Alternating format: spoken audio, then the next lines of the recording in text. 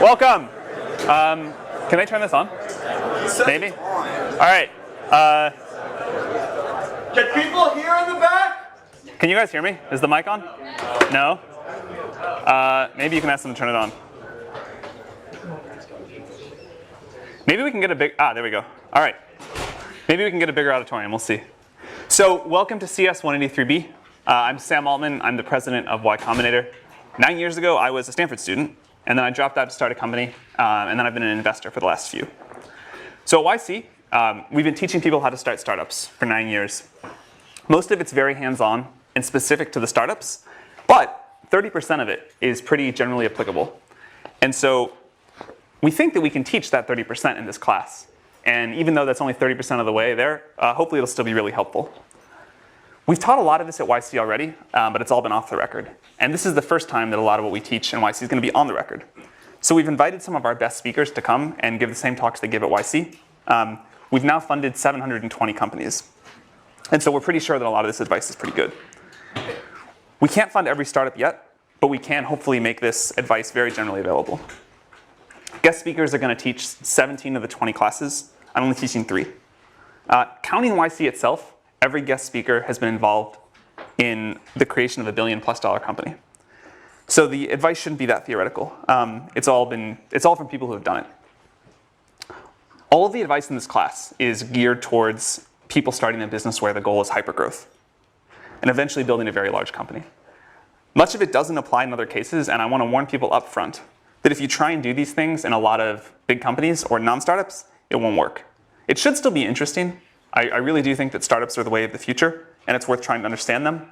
But startups are very different than normal companies. So over the course of today and Thursday, I'm going to try to give an overview of the 4 areas that you need to excel at in order to maximize your chances of success at a startup. And then throughout the course, the guest speakers are going to drill into all of these in more detail. So the 4 areas. You need a great idea, a great product, a great team, and great execution. These overlap somewhat, but I'm going to have to talk about them somewhat individually to make it make sense. You may still fail. The outcome is something like idea times product times execution times team times luck, where luck is a random number between 0 and 10,000, literally that much. But if you do really well in the 4 areas you can control, you have a good chance at least some amount of success. One of the exciting things about startups is that they are surprisingly even playing field. Young and inexperienced, you can do this. Old and very experienced, you can do this too. And one of the things that I particularly like about startups is that some of the things that are bad in other work situations, like being poor and unknown, are actually huge assets when it comes to starting a startup. Before we jump in on the how, I want to talk about why you should start a startup. I'm somewhat hesitant to be doing this class at all, because you should never start a startup just for the sake of doing so. There are much easier ways to get rich, and everyone who starts a startup always says, that they couldn't have imagined how hard and painful it was going to be. You should only start a startup if you feel compelled by a particular problem, and that you think starting a company is the best way to solve it. The specific passion should come first, and the startup second. In fact, all of the big successes we have at YC followed this. So for the second half of today's lecture, Dustin Moskovitz, the co-founder of Facebook and Asana, is going to take over and talk about why to start a startup. We were so surprised by the amount of attention that this class got that we wanted to make sure we spend a lot of time on the why. Okay, so the first of the 4 areas, a great idea. It's become popular in recent years to say that the idea doesn't matter. In fact, it's almost uncool to spend a lot of time thinking about the idea for a startup. You're just supposed to start, throw stuff at the wall, see what sticks, and not even spend any time thinking about if it'll be valuable if it works. And pivots are supposed to be great. The more pivots, the better. So this isn't totally wrong. Things do evolve in ways that are difficult to predict. And there's a limit to how much you can figure out without actually getting a product in the hands of users. And great execution is at least 10 times more important and 100 times harder than a good idea. But the pendulum has swung way out of whack here. A bad idea is still bad, and the pivot-happy world that we're in today feels really suboptimal. Great execution towards a terrible idea will get you nowhere.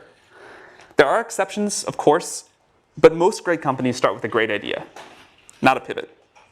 If you look at successful pivots, they almost always are a pivot into something the founders themselves wanted, not a random made-up idea. Airbnb happened because Brian Chesky couldn't pay his rent, but he did have some extra space.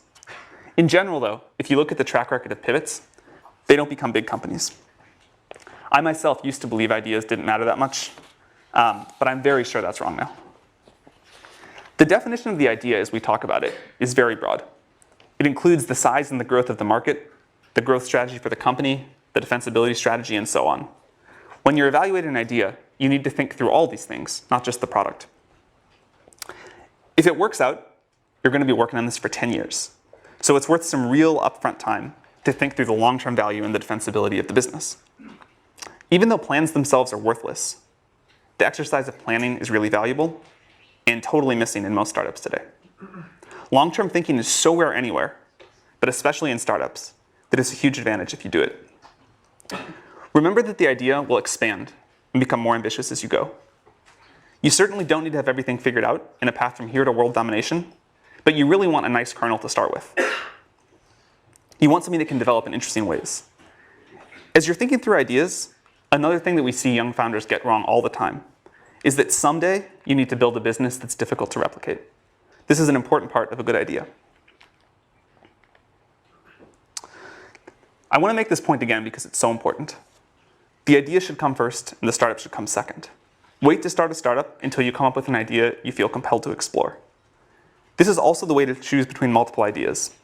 If you have several ideas that all seem pretty good, work on the one that you think about most often when you're not trying to think about work. But we hear again and again from founders that they wish they had waited to start a startup until they came up with an idea that they really loved. Another way of looking at this is that the best companies are almost always mission-oriented. It's difficult to get large groups of people to the extreme levels of focus and productivity that you need for a startup to be successful, unless the company feels like an important mission. And it's usually really hard to get that without a great founding idea. A related advantage of mission-oriented ideas is that you yourself will be dedicated to them. It takes years and years, usually a decade, to create a great startup. If you don't love and believe in what you're building, you'll likely to give up at some point along the way. There's no way I know of to get through the pain of a startup without belief that the mission really matters. A lot of founders, especially students, believe that their startup's only going to take 2 or 3 years, and then after that they'll work on what they're really passionate about. That almost never works. Good startups usually take 10 years. A third advantage of mission-oriented companies is that people outside the company are more willing to help you. You'll get more support on a hard, important project than a derivative one. When it comes to starting startups, in many ways it's easier to start a hard startup than an easy startup. This is one of those counterintuitive things that takes people a long time to understand. It's difficult to overstate how important being mission-driven is, so I want to emphasize it one last time. Derivative companies, companies that copy an existing idea with very few new insights, don't excite people, and they don't compel the teams to work hard enough to be successful. Paul Graham is going to talk about how to get startup ideas next week. It's something that a lot of founders struggle with, but it's something I believe you can get better at with practice, and it's definitely worth trying to get better at. The hardest part about coming up with great ideas is that the best ideas often look terrible at the beginning. The 13th search engine, and without all the features of a web portal, most people thought that was pointless. Search was done, and anyway, it didn't matter that much. Portals were where the value was at. The 10th social network, and limited only to college students with no money, also terrible. MySpace had won, and who wants college students as customers? Or a way to stay on strangers' couches. That just sounds terrible all around. These all sounded really bad, but they turned out to be good. If they had sounded really good, there would have been too many people working on them. As Peter Thiel is going to discuss in the 5th class, you want an idea that turns into a monopoly. But you can't get a monopoly in a big market right away. Too much competition for that. You have to find a small market in which you can get a monopoly and then quickly expand. This is why some great startup ideas look really bad at the beginning. It's good if you can say something like, today, only this small subset of users are going to use my product, but I'm going to get all of them. And in the future, almost everyone will use my product. Here's the theme that's going to come up a lot. You need conviction in your own beliefs and a willingness to ignore others' naysaying. The hard part is that this is a very fine line. There's right on one side of it and crazy on the other. But keep in mind that if you do come up with a great idea, most people are going to think it's bad. You should be happy about that. It means they won't compete with you. This is also a reason why it's not usually dangerous to tell people about your idea. The truly good ideas don't sound like they're worth stealing. You want an idea about which you can say, I know it sounds like a bad idea, but here's specifically why it's actually a great one. You want to sound crazy, but you want to actually be right. And you want an idea that not many other people are working on. And it's okay if it doesn't sound big at first. Common mistake among founders, especially first-time founders, is they think that the first version of their product, the first version of their idea, needs to sound really big. But it doesn't. It needs to take over a small specific market and expand from there. That's how most great companies have started. Unpopular but right is what you're going for. You want something that sounds like a bad idea, but is a good idea. You also really want to take the time to think about how the market's going to evolve. You need a market that's going to be big in 10 years. Most investors are obsessed with the market size today, and they don't think at all about how the market's going to evolve. In fact, I think this is one of the biggest systemic mistakes that investors make. They think about the growth of the startup itself. They don't think about the growth of the market. I care much more about the growth rate of the market than its current size. And I also care if there's any reason that it's going to top out. You should think about this. I'd prefer to invest in a company that's going after a small but rapidly growing market than a big but slow growing one. One of the big advantages of these sorts of markets, these small but rapidly growing markets, is that customers are usually pretty desperate for a solution. And they'll put up with an imperfect but rapidly improving product. And a big advantage of being a student, one of the two biggest advantages, is that you probably have better intuition about which markets are likely to start growing rapidly than older people do. Another thing that students usually don't understand, or at least takes a while, you cannot create a market that doesn't want to exist. You can basically change everything in a startup but the market. So you should actually do some thinking to be sure, or at least as sure as you can be, that the market you're going after is going to grow and be there. There are a lot of different ways to talk about the right kind of market. For example, surfing someone else's wave, or stepping into an up elevator, or being part of a movement. But all of this is just a way of saying you want a market that's going to grow really quickly. It may seem small today, it may be small today, but you know, and other people don't, that it's going to grow really fast. So think about where this is happening in the world. You need this sort of a tailwind to make a startup successful. The exciting thing is there are probably more of these tailwinds now than ever before. As Mark Andreessen says, software's eating the world. It's just everywhere. There are like so many great ideas out there. And you just have to pick one and find one that you really care about. Another version of this that gets down to the same idea is Sequoia's famous question: why now? Why is this the perfect time for this particular idea and to start this particular company? Why couldn't it have been done 2 years ago? And why will 2 years in the future be too late? For the most successful startups we've been involved with, they've all had a great idea, great answer to this question. And if you don't, you should be at least somewhat suspicious about it. In general, it's best if you're building something that you yourself need. You'll understand it much better than if you have to understand it by talking to a customer to build the very first version. If you don't need it yourself, and you're building something that someone else needs, realize that you're at a big disadvantage and get very, very close to your customers. Try to work in their office if you can, and if not, talk to them multiple times a day. Another somewhat counterintuitive thing about good startup ideas is that they're almost always very easy to explain and very easy to understand. If it takes more than a sentence to explain what you're doing, it's almost always a sign that it's too complicated. It should be a clearly articulated vision with a small number of words.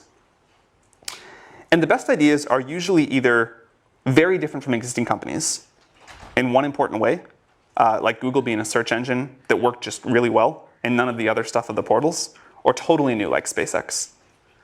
Any company that's a clone of something else that already exists with some small or made up differentiator, like we're going to be X beautiful design, or we're going to be Y for people that like red wine instead, that usually fails.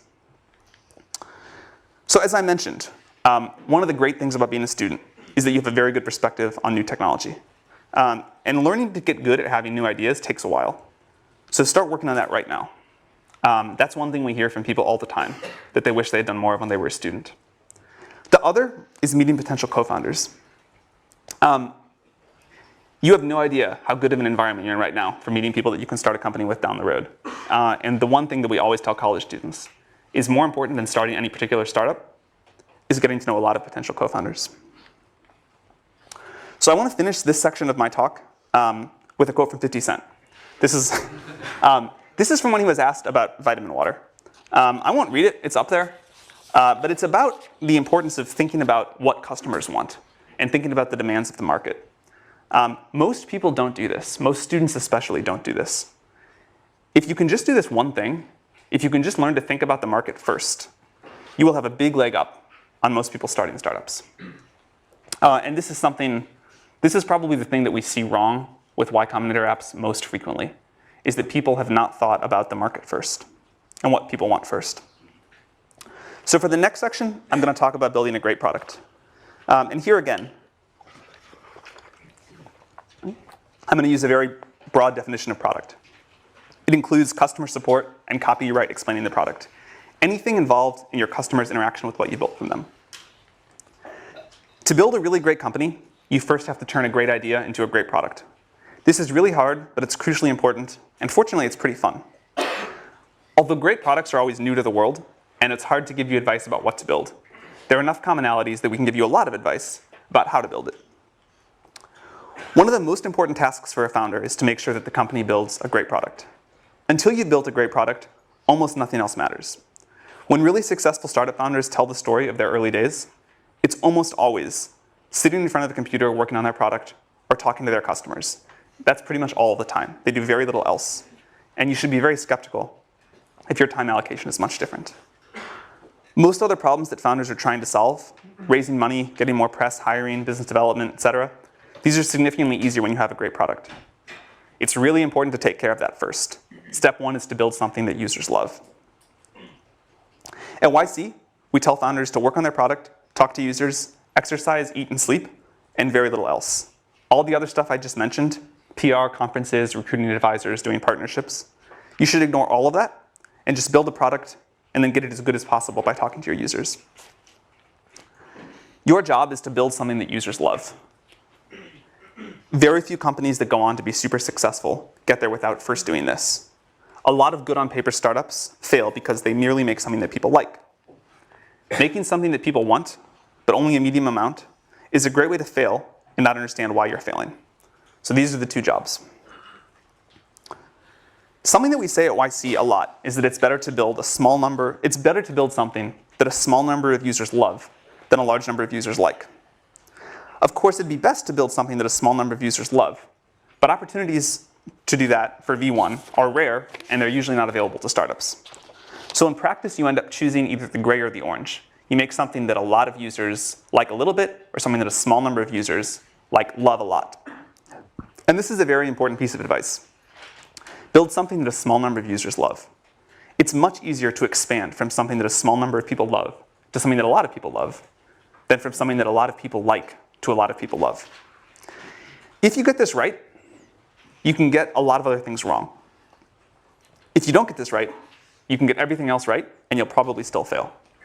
So when you start in a startup, this is the only thing you need to care about until it's working. Should we explain that again? Sure. So you have a choice in a startup. The best thing of all worlds would be to build a product that a lot of people really love. In practice, you can't usually do that because a big company, if there's an opportunity like that, Google or Facebook will do it. So there's a limit to the area under the curve of what you can build. And you can either build something that a lot of users like a little bit, or you can build something that a small number of users love a lot. And the total amount of love is the same. It's just a question of how it's distributed. And there's this law of conservation of how much happiness you can put into the world with the first product of a startup. And so startups always struggle with which of those two they should go. And they seem equal, right? Because the area under the curve is the same. But we've seen this time and again that they're not, and that it's so much easier to expand. Once you've got something that some people love, you can expand that to something that a lot of other people love. But if you only get ambivalence or sort of weak enthusiasm, and then try to expand that, you'll never get up to a lot of people loving it. So the advice is find a small group of users and make them really love what you're doing. Does that make sense? All right. One way that you know when this is working is that you'll get growth by word of mouth. If you make something people love, people will tell their friends about it. This works for consumer products and enterprise products as well.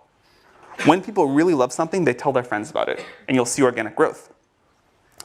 If you find yourself talking about how it's okay that you're not growing because there's a big partnership that's going to come save you or something like that, it's almost always a sign of real trouble. Sales and marketing are really important, and we're going to have 2 classes on them later. But if you don't have some early organic growth, then your product probably isn't good enough yet. A great product is the secret to long-term growth hacking. You should get that right before you worry about anything else. It doesn't get easier to put off making a great product.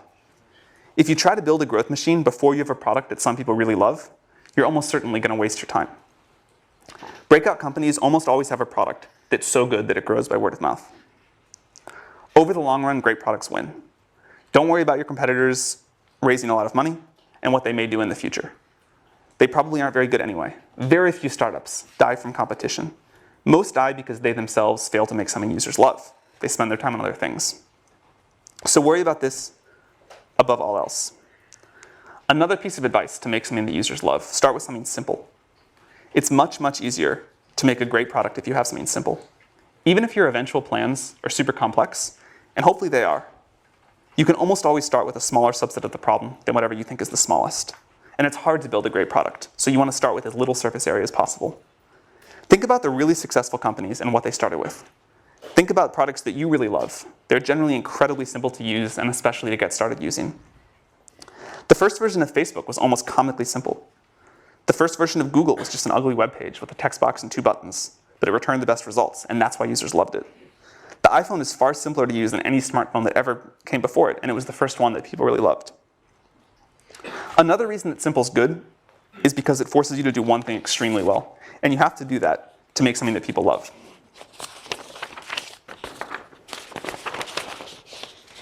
The word fanatical comes up again and again when you listen to successful founders talk about how they think about their product.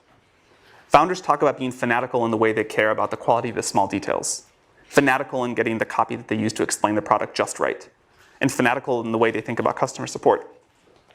In fact, one thing that correlates with success among the YC companies is the founders that hook up PagerDuty to their ticketing system, so that even if a user emails in the middle of the night when the founders are asleep, they still get a response within an hour. Companies actually do this in the early days. These founders feel physical pain when the product sucks and they want to wake up and fix it. They don't ship crap, and if they do, they fix it very, very quickly. And it definitely takes some level of fanaticism to build a great product. You need some users to help with the feedback cycle, but the way to get those users is manually. You should go recruit them by hand. Don't do things like buy Google Ads in the early days to get initial users. You don't need very many. You just need ones that will give you feedback every day and eventually love your product. So instead of trying to get them on Google AdWords, just find a few people in the world that will be good users, recruit them by hand. Ben Silverman, when everyone thought Pinterest was a joke, recruited the initial Pinterest users by chatting up strangers in coffee shops. He really did. He just walked around Palo Alto and said, will you please use my product? He also used to run around the Apple store in Palo Alto, and he would set all the browsers to the Pinterest homepage real quick before they caught him and kicked him out. So that then when people walked in there, they're like, oh, what is this? This is an important example of doing things that don't scale. If you haven't read Paul Graham's essay on that topic, you definitely should. So get users manually, and remember that the goal is to get a small group of them to love you. Understand that group extremely well, get extremely close to them. Listen to them, and you'll almost always find out that they're very willing to give you feedback. Even if you're building the product for yourself, listen to outside users, and they'll tell you how to make a product they'll pay for. Do whatever you need to make them love you, make them know what you're doing, because they're also going to be the advocates that help you get your next users. You want to build an engine in the company that transforms feedback from users into product decisions. Then get it back in front of the users and repeat. Ask them what they like and what they don't like, and watch them use it. Ask them what they pay for. Ask them if they'd be really bummed if your company went away. Ask them what would make them recommend the product to their friends, and ask them if they've recommended it to any yet. You should make this feedback loop as tight as possible. If your product gets 10% better every week, that compounds really, really quickly. One of the great advantages of software startups is just how short you can make the feedback loop. It can be measured in hours, and the best companies usually have the tightest feedback loops. You should try to keep this going for all of your company's life, but it's really important in the early days. The good news is that all of this is doable. It's hard, it takes a lot of effort, but there's no magic. The plan is at least straightforward, and you will eventually get to a great product. Great founders don't put anyone between themselves and their users. The founders of these companies do things like sales and customer support themselves in the early days. It's critical to get this loop embedded in the culture. In fact, a specific problem that we always see with Stanford startups for some reason is that the students try and hire sales and customer support people right away. And you've got to do this yourself. It's the only way. You really need to use metrics to keep yourself honest on this. It really is true that the company will build whatever the CEO decides to measure. If you're building an internet service, ignore things like total registrations. Don't talk about them. Don't let anyone in the company talk about them. and look at growth in active users, activity levels, cohort retention, revenue, net promoter scores, these things that matter, and then be brutally honest if they aren't going in the right direction. Startups live on growth. It's the indicator of a great product. So this about wraps up the overview on building a great product. I want to emphasize again that if you don't get this right, nothing else we talk about in the class will matter. You can basically ignore everything else that we talk about until this is working well. On the positive side, this is one of the most fun parts of building a startup. So I'm going to pause here. I'll pick back up with the rest of this on Thursday. And now we're going to have Dustin talk about why you should start a startup. Thank you for coming, Dustin. Sure.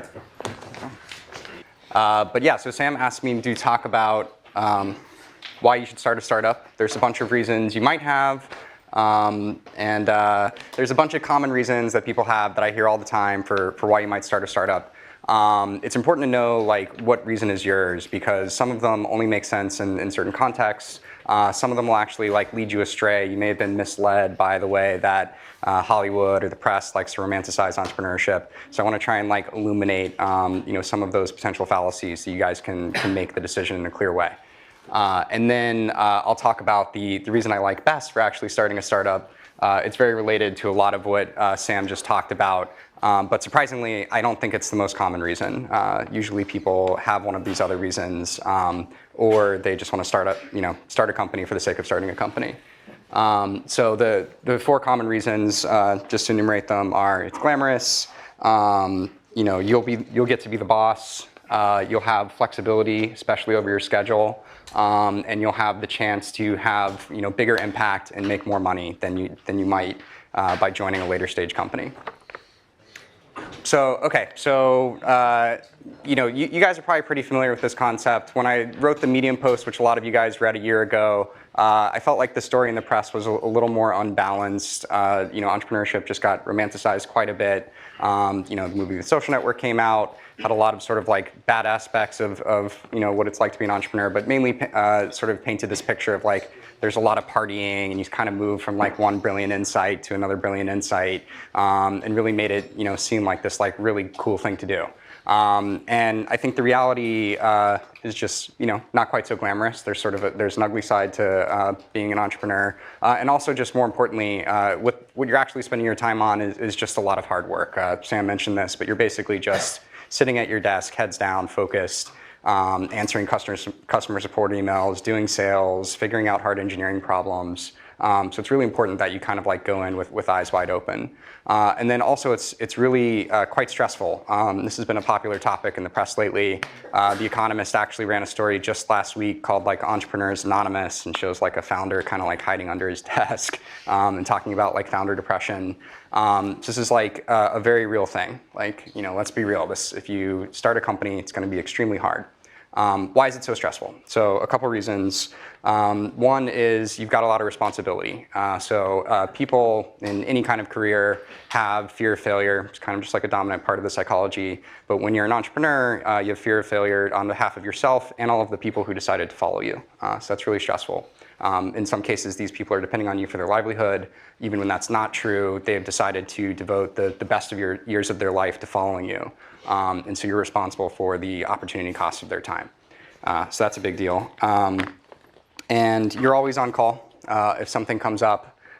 Maybe not always at 3 in the morning, but for some startups that's true. But if something important comes up, you're going to deal with it. That's kind of the end of the story. Doesn't matter if you're on vacation, doesn't matter if it's the weekend.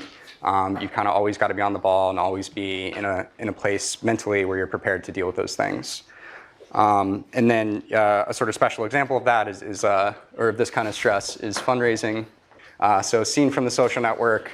This is us partying and working at the same time, and somebody's spraying champagne everywhere. So The Social Network spends a lot of time kind of painting these scenes. Mark's not in the scene. The other thing they spend all their time on is kind of like painting him out to be a huge jerk. This computer? Yeah. Oh. Okay, so this is an actual scene from. See, I'm going to move this just a little. Oh no. This will work. This will work. Okay. On the PDF as well? Yeah. Okay. Okay, cool. So this is an actual scene from Palo Alto. Spent a lot of time at this desk, just kind of heads down and focus. Mark was still kind of a jerk sometimes, but in this more like fun, lovable way, and not a like sociopathic scorn lover way. So this is him like signaling his intention to just be focused and keep working, not be social. So then there's also the scene sort of demonstrating the like brilliant insight moment. It's kind of like straight out of A Beautiful Mind. They literally stole that scene. So they like to paint it as you just kind of like jump from one of these moments to the other moment with like parting in between. But really, we're just at that table the whole time. So interestingly, if you compare this to the other photo, Mark is in the exact same position, but he's wearing different clothes. This is definitely a different day. So cool. So that's what it's actually like in person. And I just covered this bullet up here. This is the Economist article I was talking about a second ago. So another form of stress is just like unwanted media attention. So part of it being glamorous, you get some positive media attention sometimes. It's nice to be on like the cover of Time and like be the person of the year. It's maybe a little less nice to be on the cover of People with like one of your wedding photos. Depends who you are. Some people would like that. I'd really hate it. But when Valleywag like analyzes your lecture and just tears you apart, like you definitely don't want that. Nobody wants that. And then one thing I almost never hear people talk about is you're just a lot more committed. So if you're an employee of a startup and things are stressful, it's not going well, you're unhappy, you can just leave. For a founder, you can leave, but it's very uncool. Pretty much a black eye on the rest of your career. And so you really are committed. For 10 years if it's going well. Probably more like 5 years if it's not going well. So 3 years to figure out that it's not going well, and then if you find like a nice landing for your company, another 2 years at the acquiring company. And if you leave before that, again, it's not only going to harm yourself financially, it's going to harm all your employees, so you pretty much don't. So if you're lucky and you have a bad startup idea, you fail quickly, but most of the time it's not like that. All right, moving right along. And I should say, I've had a lot of this stress in my own life, especially in the early years of Facebook. I just got really unhealthy. I wasn't exercising, had a lot of anxiety, actually like threw out my back like almost every 6 months, like when I was like 21, 22, which is like pretty crazy. And so if you do start a company, be aware that you're going to have to deal with this and you have to actually manage it. It's actually like one of your core responsibilities. Ben Horowitz likes to say like the #1 role of a CEO is managing your own psychology. It's absolutely true. Make sure you do it. So another reason, people, especially if they've already had a job at another company, you tend to develop this narrative of like, okay, like the people running this company are idiots. They're making all these stupid decisions. They're spending their time in these stupid ways. I'm going to start a company and I'm going to do it better. I'm going to like set all the rules. It's a pretty attractive idea. Makes a lot of sense. If you've read my Medium post, you know it's coming. I'll give you guys a second to read this quote.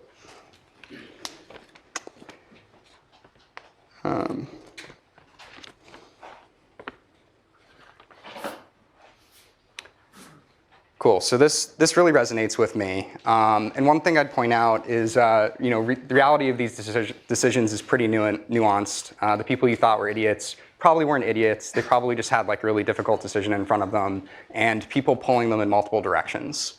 So the most common thing I have to spend my time on and focus my energy on as a CEO is like the problems that like other people are bringing to me, the other priorities that people create.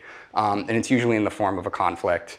People want to go in different directions, or like customers want different things. And like I might have my own opinion about that. But really the game I'm playing is like, who do I disappoint the least? And like just trying to like navigate all these difficult situations. And even on a day-to-day basis, I might come in on Monday and like have all these grand plans for like how I'm going to improve the company and what I'm going to spend my time on. But then if like an important employee is threatening to quit, that's what I'm spending my time on. That's my #1 priority. So a subset of you're the boss is you have flexibility. You have control over your own schedule. This is a really attractive idea. So here's the reality, another Phil Liven quote. So this really resonates with me as well. And some of the reasons for this, again, you're always on call. So maybe you don't intend to work all parts of the day, but you might not get to control which ones. You're a role model. This is super important. So if you're an employee of a company, You might have some good weeks, you might have some bad weeks, some weeks when you're low energy, maybe you want to take a couple extra days off. That's really bad if you're an entrepreneur. Like your team will really signal off what you're bringing to the table. And so if you take your foot off the gas, so will they. You're always working anyway. So if you're really passionate about an idea, it's just going to like pull you to keep working on it. If you're working with great investors, you're working with great partners, they're going to want to be working really hard. They're going to want you to be working really hard. And again, you're going to want to work really hard. So some companies like to tell the story about you can have your cake and eat it too. You can have like 4-day work weeks maybe. If you're Tim Ferriss, maybe you can have a 12-hour work week. It's a really attractive idea. And it does work in a particular instance, which is if you want to like actually have a small business or go after a niche market, then you're a small business entrepreneur. That makes total sense. But as soon as you get past like 2 or 3 people, you really need to step it up and be full-time committed. Cool. So this is the big one. So this is the one I hear the most, especially like candidates applying to Asana. They tell me, you know, I'd really like to work for a much smaller company or start my own because then I have a much bigger slice of the pie. I'll have much more impact on how that company does, and I'll have more equity, so I'll make more money as well. So let's examine when this might be true. So I'll explain these tables. They're a little complex, but let's focus on the left first. So this is just explaining Dropbox and Facebook. These are their current valuations. And this is how much money you might make as employee number 100 coming into these companies, especially if you're like a relatively experienced engineer, like you have like 5 years of industry experience. You're pretty likely to have an offer that's around 10 basis points. So if you joined Dropbox a couple years ago, the upside you'd have already locked in is about 10 million. There's plenty more growth from there if you believe in the company. If you joined Facebook a couple years into its existence, you made $200 million. This is a huge number. And if you, even if you joined Facebook as employee number 1,000, so you joined it in like 2009, you still made $20 million. That's a giant number. And that's how you should be benchmarking when you're thinking about what might I make as an entrepreneur. So moving over to the table on the right, these are 2 theoretical companies you might start. So Uber for pet sitting, pretty good idea. If you're really well suited to this, you might have a really good shot at building a $100 million company. And then your share of that company is pretty likely to be about 10%. This certainly fluctuates. Some founders have a lot more than this, some have a lot less. But after multiple rounds of dilution, multiple rounds of option pool creation, you're pretty likely to end up about here.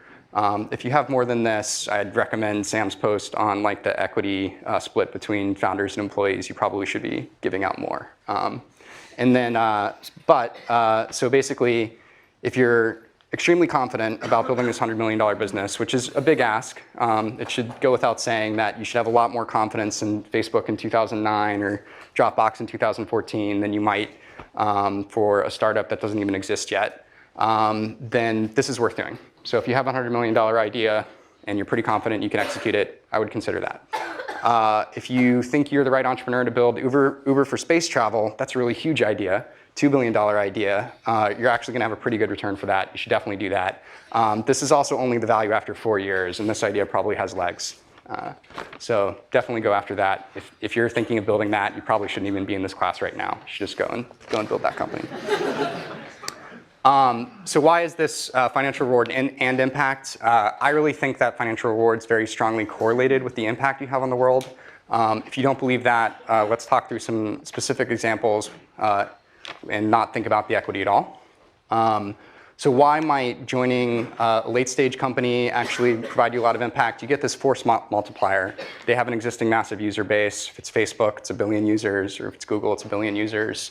They have existing infrastructure you get to build on. That's also increasingly true for new startups, thanks to like AWS and all these like awesome independent service providers. But you usually get some like proprietary technology and it's all maintained for you. It's a pretty great place to start. And you get to work with a team and they'll help you just leverage your idea into something great. So a couple specific examples.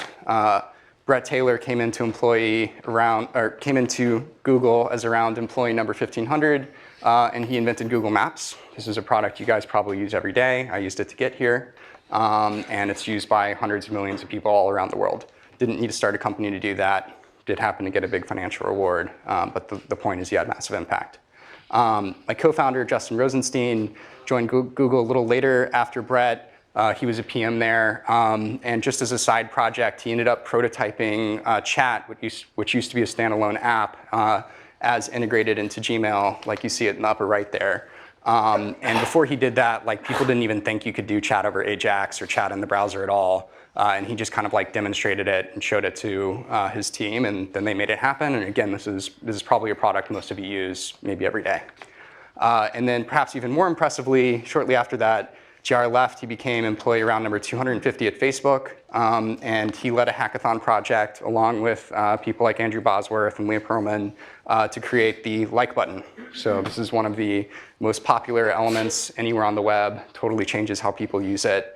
And again, didn't need to start a company to do it, and almost certainly would have failed if he had tried, because he really needed the distribution of Facebook to make it work.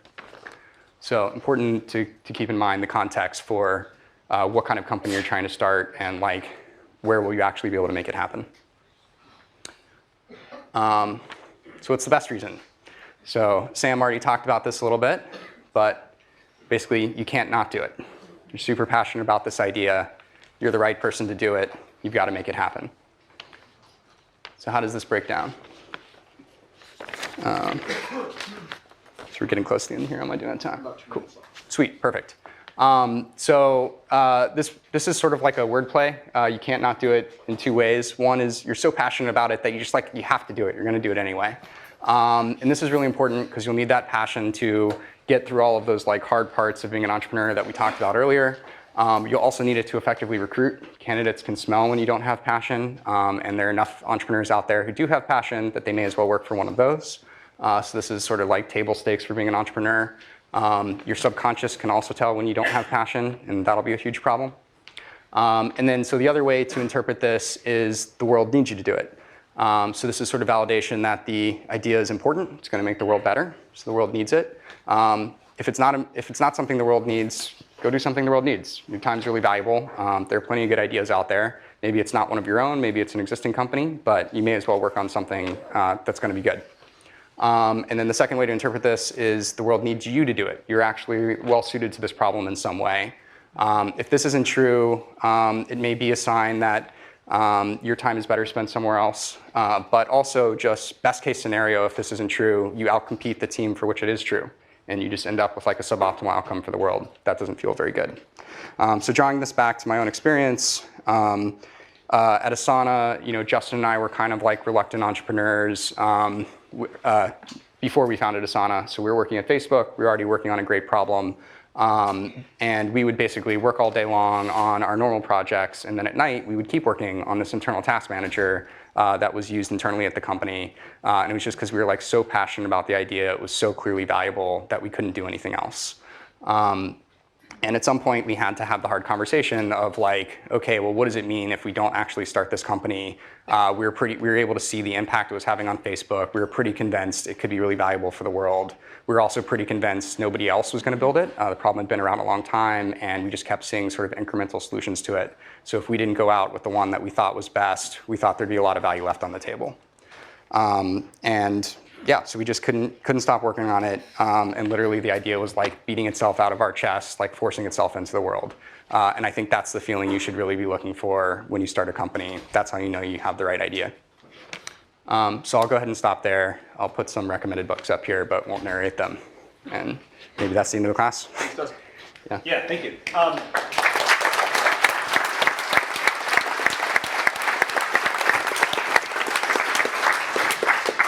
Maybe Dustin can stick around for a few minutes if you have questions for him. And see you Thursday. Thank you.